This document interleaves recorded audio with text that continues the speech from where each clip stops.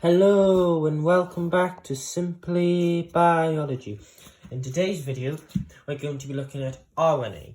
Now, RNA is an abbreviation for what is known as ribonucleic acid, and it has a variety of forms and is mainly involved within protein synthesis.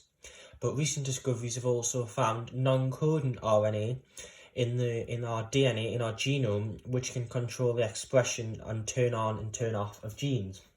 So in today's video, we're going to be looking at what RNA is, then the three different forms such as mRNA, tRNA and rRNA. And without further ado, let's get started. So like I've already said, RNA is an abbreviation for ribonucleic acid. The differences between RNA and tRNA are that RNA has a ribose sugar, whereas deoxyribose has a deoxyribose sugar. This means that DNA, the sugar in DNA, the deoxyribose sugar, has one less oxygen molecule than the sugar found in RNA. RNA is also single-stranded, whereas DNA is double-stranded. And finally, in RNA, the base thymine is replaced by uracil. So, RNA is a polynucleotide. It's made up of RNA nucleotides instead of DNA nucleotides. So, RNA has a variety of forms, including tRNA, mRNA, and rRNA. So, we'll firstly start looking at mRNA. mRNA is abbreviation for messenger RNA and has a role in protein synthesis.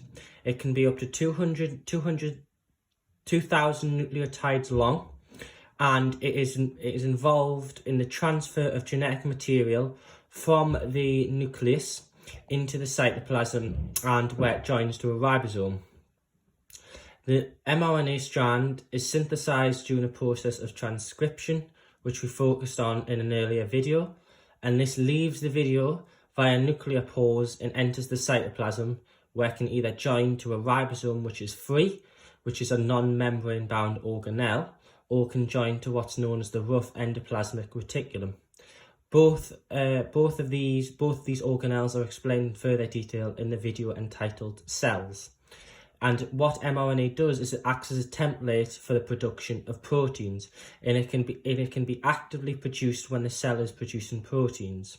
So the next form of RNA we're going to look at is tRNA. So tRNA is an abbreviation for what's known as transfer RNA. This is a much smaller molecule, around 80 nucleotides long, and it has a clover leaf shape.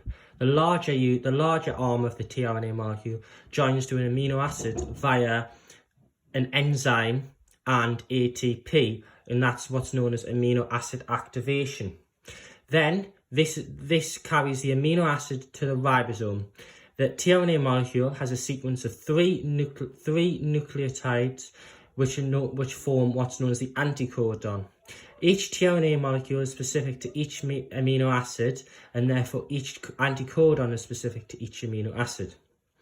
This helps the correct sequence of amino acids be assembled to produce the necessary and correct polypeptide chain, which can then form the secondary, the tertiary, and perhaps the quaternary structure of a protein. So tRNA, once they've donated and left and given their amino acid to the ribosome, they're then free to be activated again in the cytoplasm by the addition of another amino acid. Finally, we have what's known as rRNA. So this is known as ribosomal RNA, and this is involved in the production and assembly of ribosomes.